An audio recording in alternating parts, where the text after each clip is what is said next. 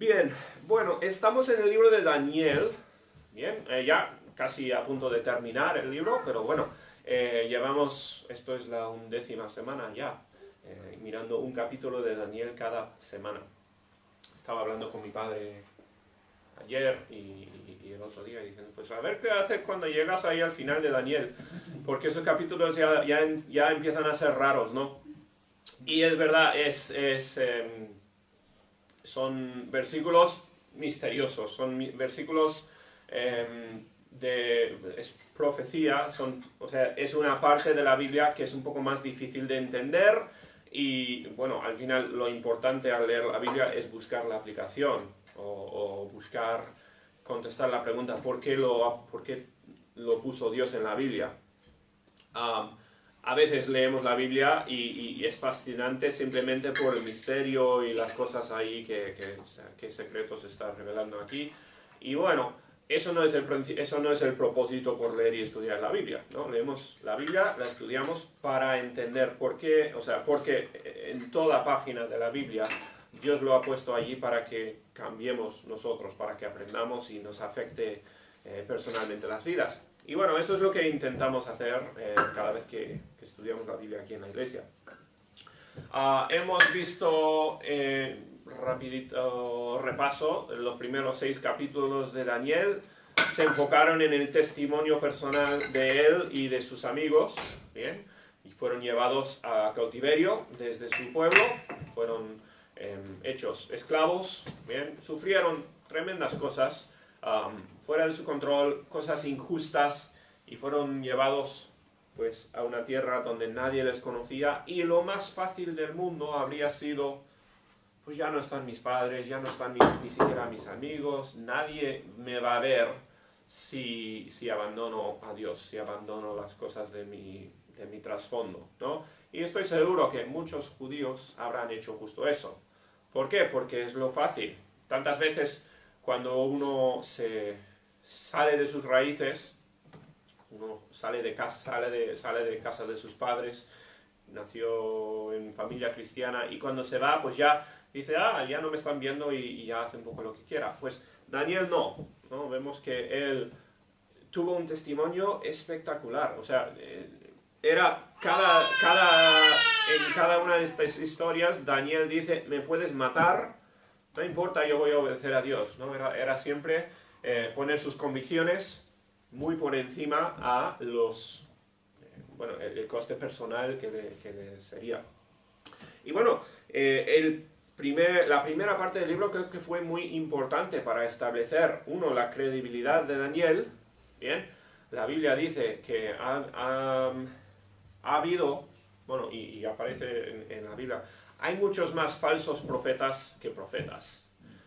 Y esto igual hay que recordarlo. En días cuando, desde luego, todavía se habla mucho de profetas, incluso en el siglo XXI, ¿no? Gente intentando predecir lo que va a pasar y autollamados profetas. Pues hay más falsos profetas que profetas de verdad. Daniel se establece como un siervo de Dios, uno que estudia la Biblia.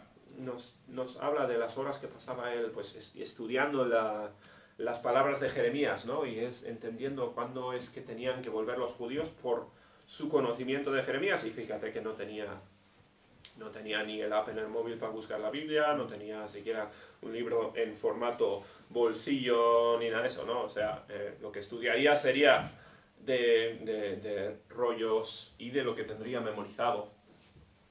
Pero Daniel se dedicaba a Dios. Y eso le establece como, eso le da credibilidad. Eso hace que las profecías del capítulo 6 al 12 entendemos que vienen de una persona que no está simplemente, no es un charlatán, no está hablando por hablar. No, ha demostrado con su vida fidelidad a Dios. La Biblia lo establece así. A ver, es la palabra de Dios, es presentado como palabra de Dios, por lo tanto es completamente de fiar simplemente por ese mero hecho, ¿no? Pero yo creo que la Biblia pone este enfoque en la credibilidad de Daniel para hablar de lo importante que es, ¿no? Esa integridad del supuesto profeta. Bueno, En el capítulo 7 empezó Daniel con las visiones, ¿no?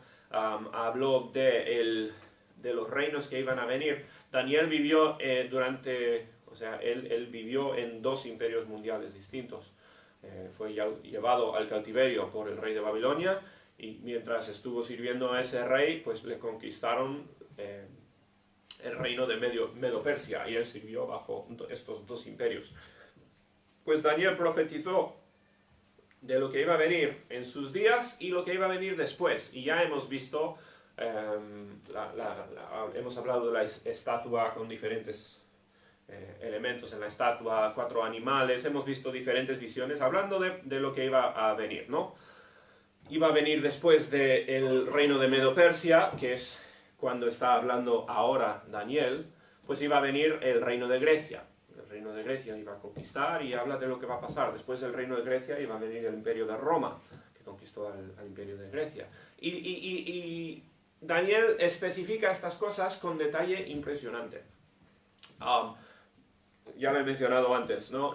Los estudiantes de hoy en día, los que estudian la Biblia, pero no creen que es la palabra de Dios, pues tienen que explicar de alguna forma cómo es imposible que lo haya escrito Daniel, porque se asemeja tanto a lo que cumplió, a lo que ocurrió en la historia. Dice, o sea, obviamente no lo pudo escribir Daniel porque describe eventos que vinieron después de Daniel. Bueno, eso es la función de la profecía, ¿no? Dios le estaba revelando a Daniel lo que iba a pasar, y lo hizo todo con intención. Y vamos a hablar un poco de eso hoy, por qué Dios le está revelando estas cosas a Daniel. Vamos a ir... no quiero saltarme versículos, así que voy a leer bastante rápido hoy. El capítulo 11 es largo, pero tampoco lo quería dividir en 2. Así que voy a leer bastante hoy, y desde luego se puede hablar de lo que significan todos estos versículos, pero simplemente decir que todos los eventos que describe aquí Daniel ocurrieron a rajatabla en la historia. Hasta que llegamos al final del capítulo, que es cuando ya entramos a temas proféticos del anticristo, que todavía no han ocurrido, la vasta mayoría de lo que leemos hoy se cumplió perfectamente. Bien, y hay nombres históricos, referencias a batallas y guerras que ocurrió exactamente como lo que está describiendo aquí Daniel. Yo comentaré alguna cosita pequeña, pero no podemos pasar mucho tiempo en cada versículo porque hay muchos versículos. Bueno, empezamos. ¿Os acordáis que terminó el capítulo 10 hablando a Daniel un ángel? Bien, el ángel le está contando esto a Daniel. Así que el primer versículo, el que está hablando aquí, es el ángel del capítulo 10. Dice, y yo mismo, en el año primero de Darío el Medo, este es el ángel, dice, estuve para animarlo y fortalecerlo. O sea, el ángel le ayudó, por decirlo así. Ahora, Darío no era un siervo de Dios, por lo menos en esos momentos, ¿no? Pero el ángel está diciendo, estuvo con él cuando conquistó a Babilonia. O sea, estas cosas están en control de Dios. No están ocurriendo al azar, estas batallas entre diferentes imperios. Dice, y ahora yo te mostraré la verdad. He aquí que aún habrá 3 reyes en Persia. Bien, Darío es el primer rey de Persia, también llamado Ciro en la historia. Después de él van a venir 3. Y hubieron más de 3, pero el cuarto, o sea, después de estos 3, ya es cuando empezó a descomponerse el reino de Persia. Bien, hubieron más, sí, pero después del cuarto ya las cosas empezaron a ir en declive rápidamente. Dice, aquí aún habrá 3 reyes en Persia, y el cuarto se hará de grandes riquezas más que todos ellos. Este cuarto rey, por cierto, es Asuero, el del libro de Esther, ¿bien? También llamado Jerjes.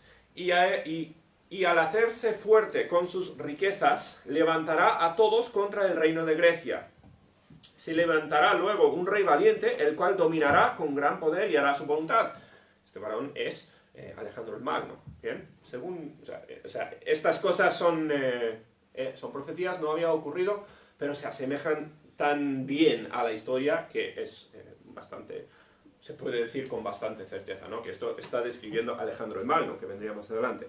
Se levantará un rey valiente, el cual dominará con gran poder y hará su voluntad, pero cuando se haya levantado, su reino será quebrantado y repartido hacia los cuatro vientos del cielo, no a sus descendientes, ni según el dominio con que él dominó, porque su reino será arrancado y será para otros fuera de ellos. Otra vez, esto lo mencioné en otro capítulo, pero Alejandro el Magno murió muy joven, creo que 30 y tantos años tenía, después de haber conquistado el mundo, y no tenía hijos. Su imperio se dividió en 4 partes. Aquí tenemos más o menos las 4 partes, ¿bien? En los 3 colores. Ahora, el resto del capítulo va a tratar con 2 reinos. Aquí veis el reino Lisimaco, el reino Ptolomeo, que es la zona de Egipto. Estos fueron 4, si no recuerdo mal, 4 generales de Alejandro, y se dividió el reino en esas 4 partes. Vamos a ver el resto del capítulo. Se va a hablar del rey del norte, que sería el rey de este imperio, y el rey del sur. Y esto avanza varias generaciones, no es una persona, pero siempre estamos hablando de esos dos reinos, ¿bien? El Lisimaco y Ptolomeo. Dice, y se hará fuerte, versículo 5, el rey del sur, más uno de sus príncipes será más fuerte que él, y se hará poderoso, su dominio será grande. Otra vez, estas cosas corresponden a eventos históricos. Al cabo de años hará alianza, y la hija del rey del sur vendrá al rey del norte para hacer la paz. Otra vez, esto ocurre, pero ella no podrá retener la fuerza de su brazo, ni permanecerá él ni su brazo, porque será entregada ella y los que la habían traído, asimismo su hijo, y los que estaban de parte de ella en aquel tiempo. Hubo un acuerdo, una alianza entre el rey del norte y el rey del sur, donde estaba Egipto. El rey del sur envió a su hija para casarse con el rey del norte, que ya estaba casado, divorció a su mujer, se casó con la del sur, se enfadó la reina anterior, envenenó al rey y a la reina del sur. O sea, todo esto es intriga, es un montón de cosas que ocurren en eventos históricos. Pero a través de lo que está pasando aquí, muere el rey, muere la reina nueva del sur y viene al poder otra parte de la familia. Dice, ella no podrá retener hasta el final. Y los que estaban de parte de ella en aquel tiempo, pero un renuevo de sus raíces se levantará sobre su trono y vendrá con ejército contra el rey del norte y entrará en la fortaleza y hará en ellos a su árbitro y predominará. Como digo, esto estamos avanzando rápidamente en el tiempo, ¿no? Hablando de muchos años. Volvemos a la foto. O sea, por lógica, bien, imagínate, hay batalla entre el rey del norte y el rey del sur. Y este mapa, pues, estas fronteras están cambiando siempre, ¿no? Cada rey, pues, con sus conquistas y todo esto. Pero hay continuamente batalla entre estos dos. A ver, la nación de Israel está aquí, ¿no? Cada batalla entre estos dos, pues están cruzando por territorio de Israel. Bien, Israel está en el centro, porque no se puede, o sea, no cruzan en barco, cruzan por tierra, y todo esto afecta a la nación de Israel por el mero hecho de su ubicación geográfica. Así que todas estas batallas que se leen rápidamente, cosas que ocurren, pues todos estos causan estragos tremendos para el pueblo de Israel. O sea, estos son eventos terribles. Imagínate, bien, que Portugal y Francia fuesen dos poderes mundiales y continuamente estuviesen en guerra los dos. ¿Qué pasaríamos con nosotros? Estaríamos en el medio del bocadillo y tristemente, pues, os podéis imaginar más o menos cómo van las cosas, ¿bien? Por eso se describe, todo esto afecta a Israel y ocurre entre los años 400 a.C. y el nacimiento de Cristo. Tenemos este periodo de historia en la Biblia que se llama el periodo silencioso, porque no hay libros de la Biblia escritos en esos años, pero todo esto está ocurriendo y la tierra de Israel está quedando, o sea, destrozada. Parece que cada año tiene un dueño nuevo, porque no es más que una nación conquistando a otra, o sea, es terrible para la nación de Israel todo esto. Bueno, estábamos en el versículo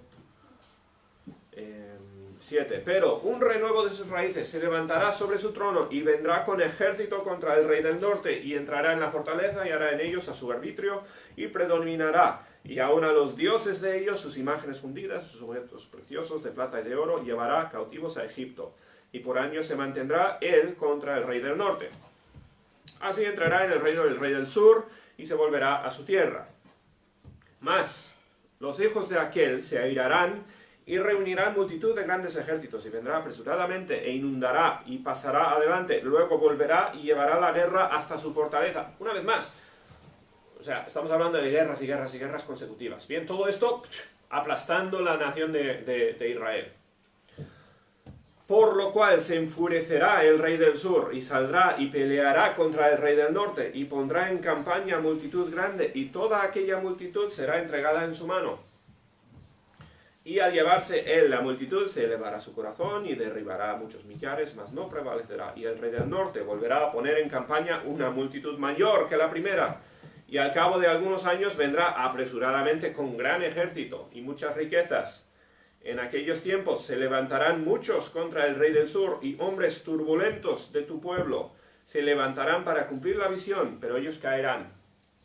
Si usted, o sea, no estamos quedándonos en todas las batallas, o sea, esto es simplemente describiendo la historia, pero piensa, o sea, Daniel es judío, esto está escrito para los judíos.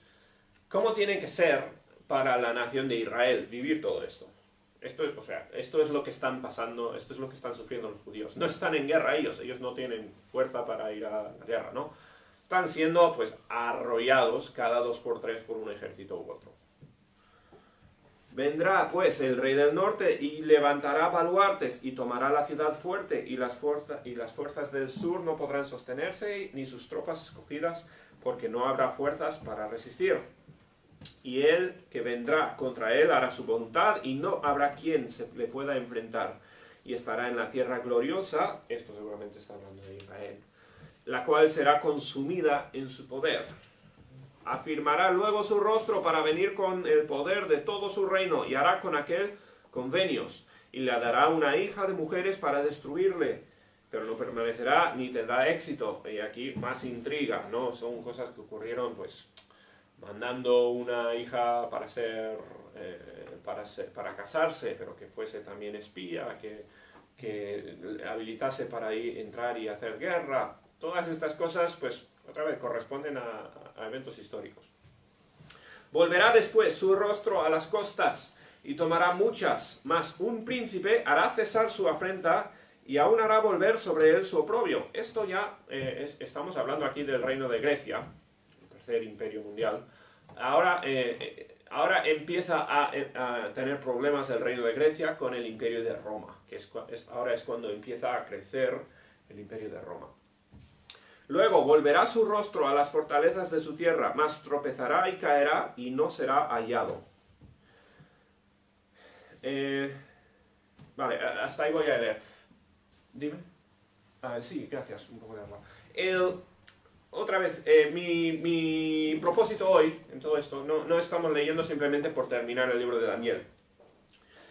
¿Por qué está todo esto escrito en la Biblia?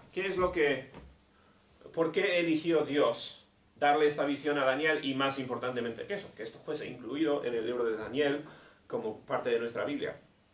Puse en el título de la predicación, ¿no? Puse el corazón del rey, una referencia a Proverbios cuando dice que el corazón del rey está en las manos de Dios. Gracias.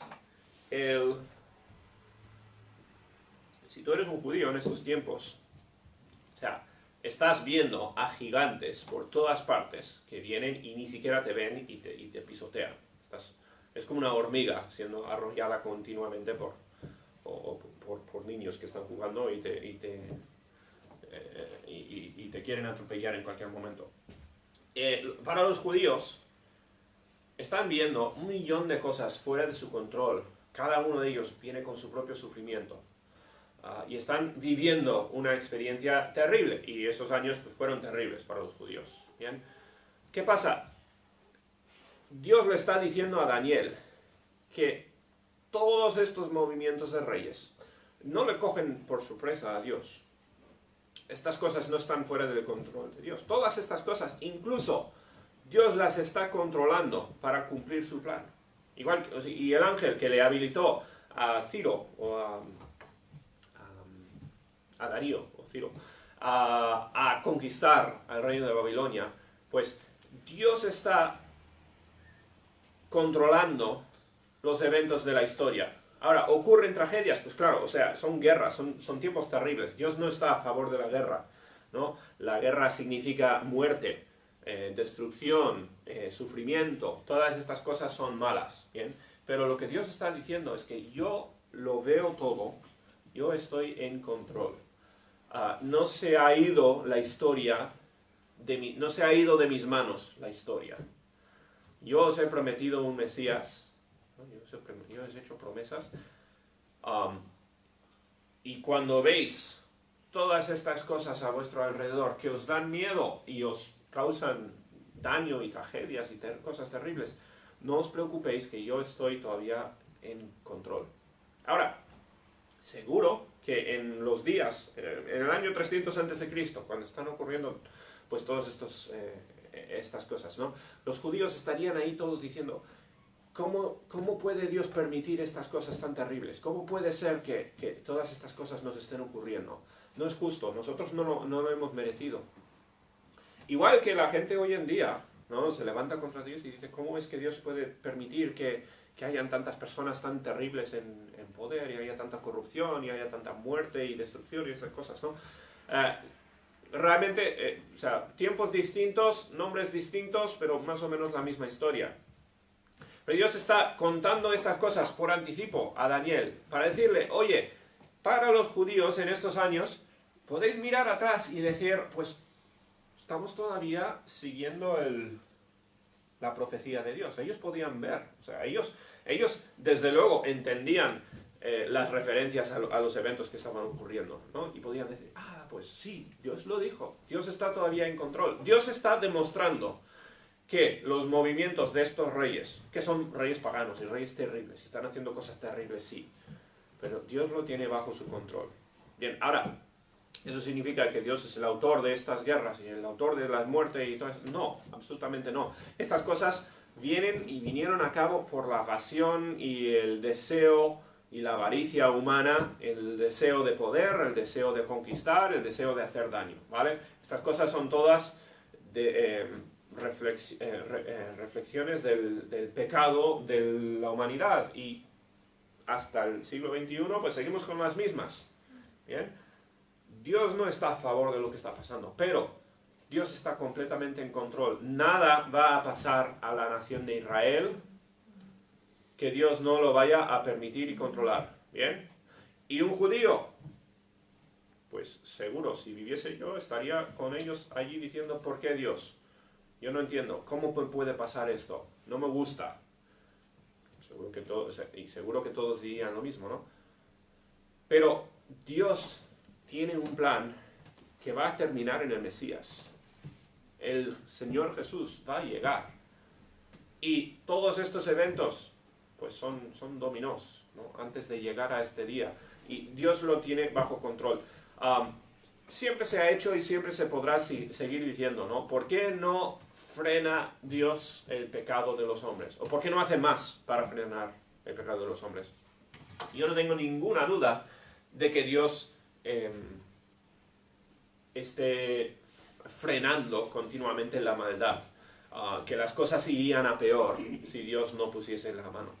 Pero Dios no quita el pecado por completo, porque si lo hiciese, cada persona hoy en día estaría yendo directamente al infierno, ¿no? O sea, si Dios pusiese fin al pecado, cada persona pagaría el precio de su pecado, y eso sería lo justo.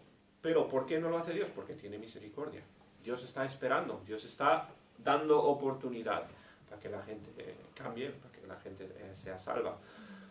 A nosotros nos gusta pasar por estos eventos terribles, y nos gusta pasar por los efectos del pecado. Pues claro que no. Y deberíamos reconocer, deberíamos reflexionar, ¿no? Que los problemas en el mundo no vienen los grandes pecados del mundo no vienen por las cosas que hacen otras personas. O sea, vienen por nuestro propio pecado. Vienen porque tú y yo, en nuestro corazón, somos pues igual de malos que las personas en estas historias. El problema del pecado no es un problema de unas cuantas personas, es un problema endémico a la humanidad. Todos los humanos están llenos de pecado. Por nuestro pecado, este tipo de cosa ocurre. Ocurrió y sigue ocurriendo. Dios lo tiene bajo control. ¿Bien? Por eso cuenta todo esto. ¿Bien? Ahora, para nosotros, que no estamos viviendo en ello, desde luego no tiene la misma significancia el capítulo 11 de Daniel, para nosotros como para los judíos que vivieron durante estos tiempos, ¿no? Pero para ellos podían, o sea, se acercaba un ejército nuevo, ¿no? Y la gente estaba preocupada, ¿qué va a pasar? ¿Me van a destruir el terreno? ¿Me van a destruir la casa? ¿Van a llevar mis hijos en cautiverio? O sea, la gente estaría lidiando con sus temores del día, pero podían abrir la Biblia, o las Escrituras, ¿no? Y ver cómo todo esto está ocurriendo exactamente como Dios predijo. No significa que sean cosas buenas, está claro, pero significa que Dios les ve y no va a ocurrir nada que Dios no lo haya permitido, ¿no? Dios está en control de las vidas de las personas y del corazón de los reyes. Bueno, continuamos. Ahora entramos y hacia la segunda mitad así del capítulo 11 entra al escenario un personaje en la historia. Bien, y ya lo hemos mencionado en el capítulo 8, creo. Este personaje se llamó Antíoco Epífano. Era un rey de Grecia que, desde luego, no fue el único. Habían muchos reyes que entraron y saquearon y cada vez que pasaban por Jerusalén, pues robaban, se llevaban los vivieres, se llevaban cosas, se llevaban el oro del templo. O sea, cada 2 por 3 estaba siendo saqueado Jerusalén, ¿no? Pero este rey en particular odiaba a los judíos, hizo más daño que ningún otro rey, pues con creces, ¿no? Este fue el personaje, el Adolf Hitler de antes de Cristo. Bien, hizo tremendísimas cosas terribles contra Israel. Y ahora va a hablar bastante de esta persona, el capítulo 11. Otra vez, los que vivieron durante el reinado de este hombre terrible, pues podían ver, ¿no?, que Dios sabía lo que iba a ocurrir, Dios está en control, incluso ahora. Dice, y le sucederá en su lugar un hombre despreciable, el cual no darán la honra del reino, pero vendrá sin aviso y tomará el reino con halagos. Las fuerzas enemigas serán barridas delante de él, como con inundación de aguas. Serán del todo destruidos, junto con el príncipe del pacto. Y después del pacto con él engañará y subirá y saldrá vencedor con poca gente. Está describiendo la forma que ganó él el poder. Hizo un pacto, lo cumplió, ganó por engaño y llegó a tener poder. Estando la provincia en paz y en abundancia, entrará y hará lo que no hicieron sus padres, ni los padres de sus padres. Y fíjate que ya hemos visto guerras y cosas que han ocurrido, ¿no? Dice, botín, despojos y riquezas repartirá a sus soldados, y contra las fortalezas formará sus designios, y esto por un tiempo. Y despertará sus fuerzas y su ardor contra el rey del sur con gran ejército. Y el rey del sur se empeñará en la guerra con grande y muy fuerte ejército, mas no prevalecerá porque le harán traición.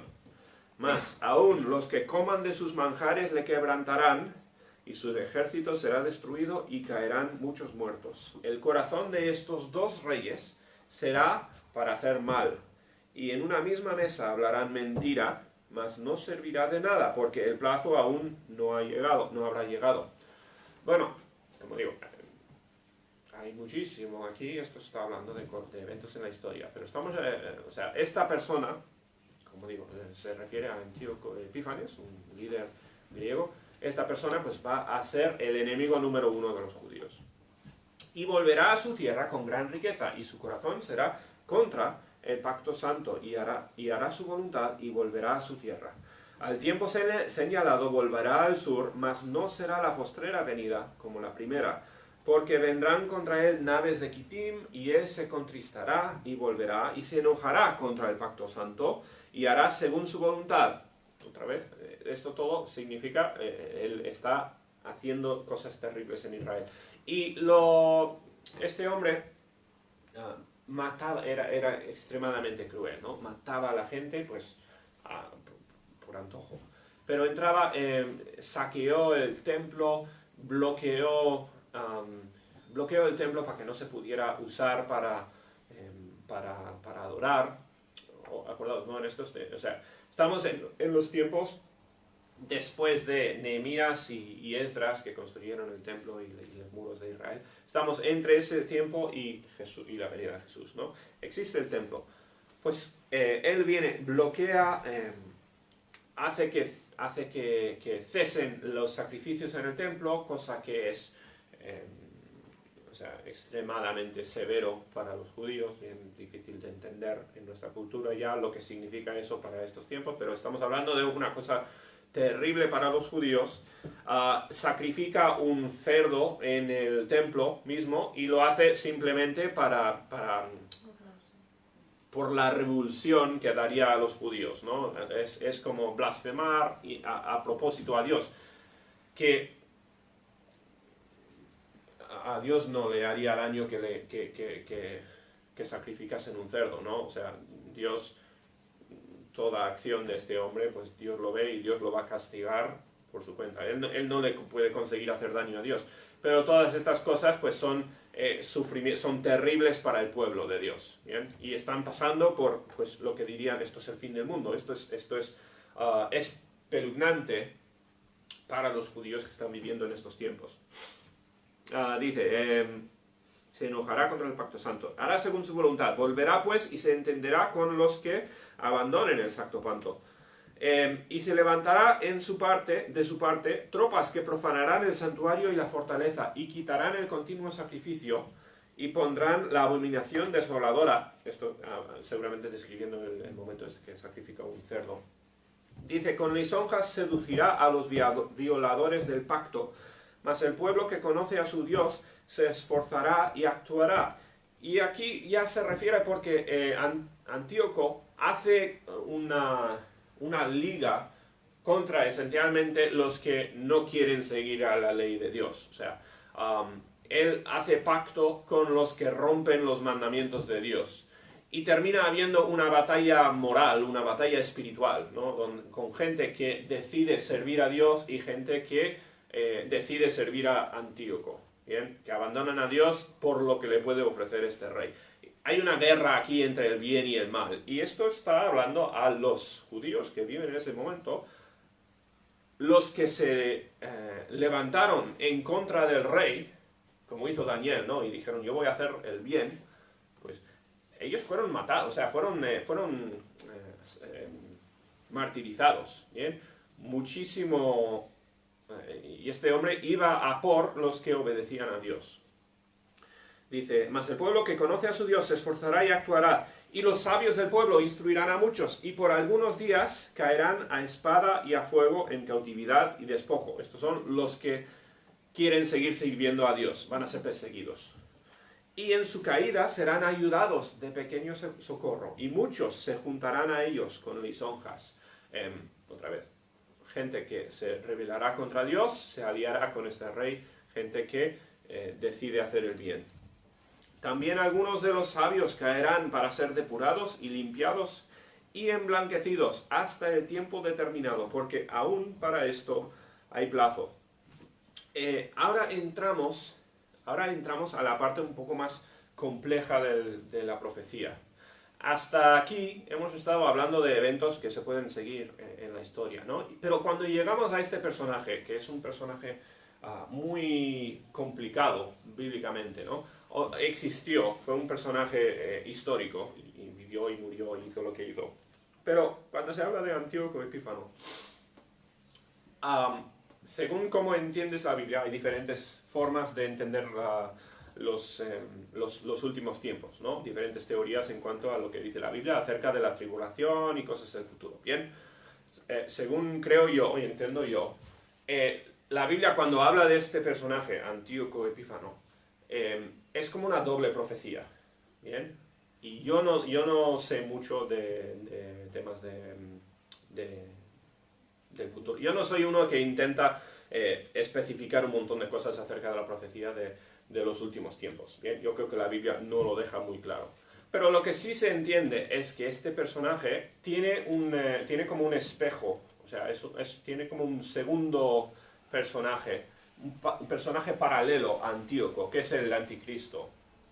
Bien, y según creo yo, mi entendimiento de la Biblia, en el futuro, bien, no sabemos cuándo, después del arrebatamiento, surgirá o se levantará una persona, se llamará el anticristo, o la Biblia por lo menos le llama el anticristo, y una persona que repetirá mucho de lo que hace este hombre Antíoco Epífanes. ¿Bien? Será una persona popular, será una persona que el mundo va tras él, pero él va a hacer guerra esencialmente contra los santos. Él va a hacer guerra contra los que quieran hacer el bien. ¿Bien? Y se aliará con el diablo. O sea, será obviamente una batalla del bien y el mal. Y mucho de lo que ocurre aquí en Daniel, que son eventos históricos ya han terminado, pues se repetirá de alguna forma en el futuro, en la tribulación. Eso es lo que entiendo yo, eso es lo que piensan muchos en cuanto a pues, cómo compagina esto con el libro de Apocalipsis y todo esto. No voy a entrar en mucho detalle porque sinceramente yo no lo sé, ¿bien? No sé cómo van a desarrollarse estas cosas. Pero esto aquí ya empieza a hablar no solamente a los judíos del tiempo de Antíoco Epífanes, sino a los cristianos de hoy en día y los cristianos futuros que existirán en el tiempo de la tribulación. ¿Bien? Porque estos tiempos vienen, ¿bien? Y podría ser durante nuestra vida, aunque los que somos cristianos hoy seamos arrebatados. Pero nos acercamos a los tiempos donde surgirá otro Antíoco Epífanes. ¿Bien? Y tendremos que decidir, si no nosotros, pues los cristianos que vengan después, tendremos que decidir si aliarnos con el anticristo o servir a Dios y ser muy probablemente martirizados. ¿Bien? En el futuro vendrá. Ahora, como digo, para ti y para mí, según entendemos, pues vendrá el arrebatamiento, no estaremos en ese momento. Pero habrán cristianos en futuros días que pasen por todo esto. Y esto ya está escrito para los cristianos de hoy y del futuro, diciéndoles, igual que ocurrió en el pasado, se va a repetir, vais a tener que elegir entre Dios y entre el anticristo. ¿Bien? Y va a ser una decisión difícil, va a arraigar, va a venir con consecuencias severas. ¿Bien? Entramos un poquito, simplemente menciono eso para que entendamos un poquito más de lo que, o para matizar un poquito mejor lo que empieza a decir aquí Daniel. Dice, también algunos de los sabios caerán para ser depurados y limpiados y emblanquecidos. Caerán serán martirizados, serán matados. Y siendo martirizados serán convertidos en santos, es la idea. O sea, serán demostrados santos, emblanquecidos. Hasta el tiempo determinado. Esa frase, muy importante, porque nos recuerda de que todo esto está determinado. Dios está en control. Antíoco Epífano, tanto como el anticristo en el futuro, Dios lo tiene controlado, tiene la fecha de límite. Y no va a terminar la historia así. Porque aún para esto hay plazo. Y el rey hará su voluntad, y se ensoberbecerá y se engrandecerá sobre todo Dios, y contra el Dios de los dioses hablará maravillas, y prosperará hasta que sea consumida la ira, porque lo determinado se cumplirá. Una vez más, lo determinado, Dios lo tiene bajo control, Dios ha determinado todo esto. Del Dios de sus padres no hará caso ni del amor de las mujeres, ni respetará a Dios alguno, porque sobre todo se engrandecerá. Mas honrará en su lugar al Dios de las fortalezas, Dios que sus padres no conocieron. Lo honrará con oro y plata, con piedras preciosas y con cosas de gran precio. Con un Dios ajeno se hará de las fortalezas más inexpugnables, y colmará de honores a los que le reconozcan, y por precio repartirá la tierra. a ver, refiriéndose al pasado y refiriéndose, creo yo, al futuro también. ¿Bien? Esta persona servirá al poder, será consumido por deseo, por poder. ¿Bien? El Dios de las fortalezas, es como lo describe Daniel. Y será una guerra entre él y los santos. Dice, pero al cabo del tiempo el rey del sur contendrá con él. Otra vez esto refiriendo a cosas del pasado. Y el rey del norte se levantará contra él como una tempestad, con carros y gente de a caballo y muchas naves, y entrará por las tierras e inundará y pasará. Entrará a la tierra gloriosa, otra vez Jerusalén o Israel, y muchas provincias caerán, mas éstas escaparán de su mano, Edom y Moab y la mayoría de los hijos de Amón. Extenderá su mano contra las tierras, y no escapará el país de Egipto siendo el país del rey del sur, y se apoderará de los tesoros de oro y plata, y de todas las cosas preciosas de Egipto, y los de Libia y de Etiopía le seguirán, pero noticias del oriente y del norte lo atemorizarán, y saldrá con gran ira para destruir y matar a muchos. Todo esto ocurrió. Y plantará las tiendas de su palacio entre los mares y el monte glorioso y santo, esto sería Jerusalén o el monte Sión, mas llegará a su fin y no tendrá quien le ayude. Y la idea es, y será destruido. Bien, es este personaje. Ahora, como digo, entendemos que esto ocurrió en el pasado, entendemos que, creo, no voy a meter la mano en el fuego por cosas de profecía, ¿no? No creo que sean tan claros en la Biblia, pero creo que esto volverá a ocurrir en un día en el futuro con el anticristo. Ahora, ¿qué significa para nosotros? Y al final, como digo, eso es la razón por estudiar todo esto. ¿Qué significa? O qué podemos aprender nosotros. Bueno, pues al principio, ¿no? La mano del rey, el corazón del rey está en la mano de Dios. En los tiempos en que vivimos con las redes sociales, yo veo muchísimos cristianos muy preocupados.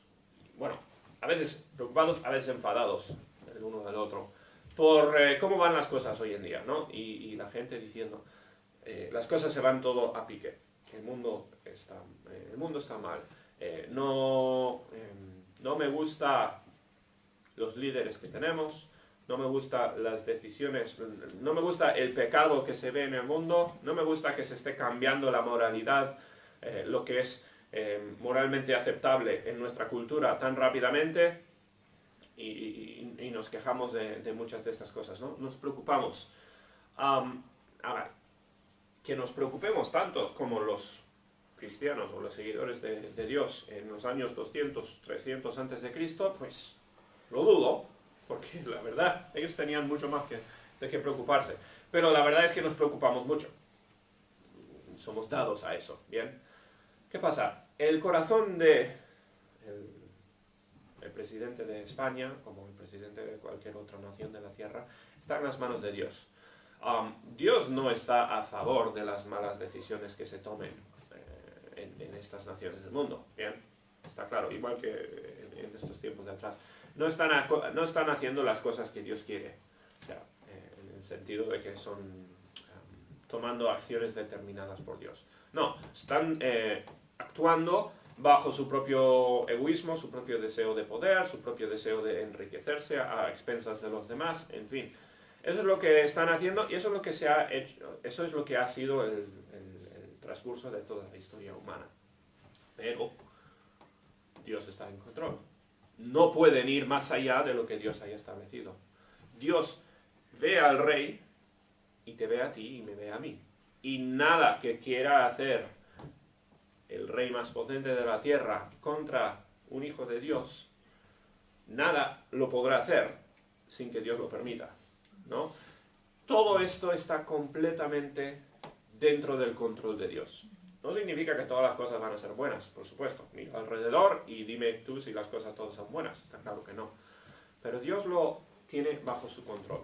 Ahora, a nosotros, a todos, nos encantaría que Dios hiciese más, ¿no? Para frenar el mal del mundo. Nos encantaría.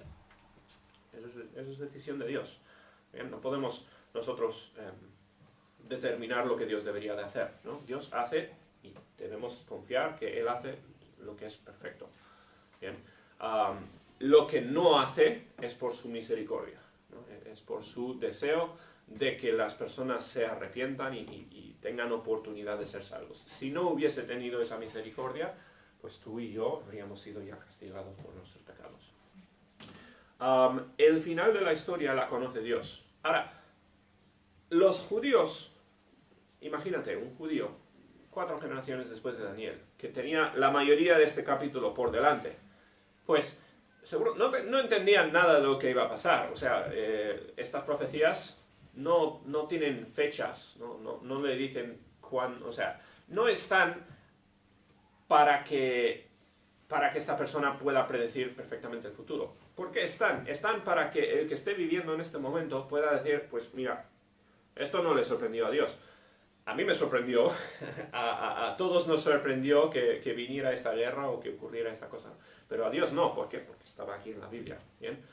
Cuando nuestro mundo se va hacia el anticristo y las cosas se van empeorando y las cosas pues nos parecen terribles y queremos preocuparnos como cristianos, por eso tenemos la profecía, por eso tenemos la Biblia. Dios está diciendo, ojo, o sea, yo sé exactamente, Dios sabe cuándo van a ocurrir las cosas, Dios está perfectamente en control y está tanto en control del corazón del rey como de tu propia vida.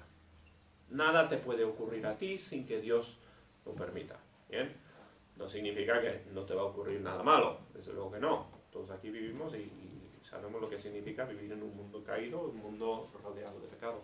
Pero nada puede llegar a ti sin que Dios sepa cuán fuerte es, hasta dónde va a llegar y cómo vas a poder responder tú, ¿no? La Biblia dice que no hay ninguna prueba que sea mayor que la gracia de Dios en tu vida, ¿no?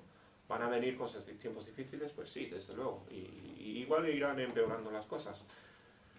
Pero Dios está en perfecto control. Y esta sección de la Biblia está para que entendamos eso. Para que digamos, Dios, yo voy a confiar en ti. No, yo no sé el futuro, pero tú sí lo sabes. Y yo sé que tú tienes un plan. Y tu plan termina perfectamente bien. Y la semana que viene, si Dios quiere, pues terminaremos en el libro de Daniel y veremos... aunque no nos habla del final de todo el plan, eso no es el propósito del libro de Daniel, ¿no? No nos habla de todo lo que va a ocurrir y eso lo vemos en otras partes de la Biblia. Pero Daniel está para que los judíos no pierdan sus esperanzas en el Mesías. O sea... Los judíos están esperando que venga el Salvador. Y viene un rey, y viene otro rey, y otro rey, y cada vez que es destruida Jerusalén. Y están... o sea, y quieren perder los ánimos, o están por perder los ánimos. Pues los judíos tienen la Biblia, tienen estas profecías para decir que el plan de Dios sigue en curso. No se ha eliminado nuestra promesa de un Mesías. Dios está en control. Dios no ha perdido. ¿Bien? Lo mismo hoy en día. Satanás quiere que estemos preocupados. Satanás quiere que te molesten y te enfaden las noticias del día. Y a mí me molestan y me enfadan las cosas que leo también, ¿no? Pero no debería ser así. Dios lo tiene bajo control. Nada va a ocurrir, nada va a impedir el final que Dios ha prescrito. Y Dios ha dicho que se hará perfecta justicia en el final. Ningún pecado, por grande o pequeño que haya sido, ningún pecado será olvidado. Los que son salvos tienen el perdón de Dios, recibirán lo bueno y no lo malo, porque lo malo lo recibió Jesús. Los que no hayan sido salvos recibirán el merecido justo, y solamente Dios sabe cuál es ese merecido justo, ¿no? Pero recibirán el merecido justo por sus pecados. Gracias a Dios por su misericordia, gracias por extender ese hacha, como describe la Biblia a veces, esa hacha de justicia, y por mientras tengamos confianza en Dios, confianza en su plan, y vamos a intentar seguir nuestro rol aquí en la tierra como cristianos, ¿no? Predicando el Evangelio, haciendo lo que Dios quiere para nosotros. Bien, bueno, ese es el capítulo 11 de Daniel. Lo siento, capítulo largo. y complicado, y seguro que igual mucha gente tendrá muchas preguntas todavía, pero hemos hecho lo que hemos podido. Ahí lo vamos a dejar. Voy a orar y después terminamos el culto. Nuestro Padre, les damos tantas gracias por tu palabra, gracias por el tiempo que hemos pasado ahora en este libro de Daniel. Pido que nos ayudes, Señor. Estamos pues siempre rodeados de noticias malas y vemos tantas cosas a nuestro alrededor que nos podrían preocupar y Satanás quiere usar para preocuparnos. Señor, te pido que nos ayudes a tener confianza, ayúdanos a ver que tú estás en control. Y pido que nos ayudes, más importantemente, pues a hacer lo que debemos en medio de circunstancias adversas. Damos tantas gracias por tu amor, gracias por tu plan perfecto, y pedimos que nos ayudes a todos a buscar y a encontrar ese plan. Te lo pido todo entonces en el nombre del Señor Jesús. Amén.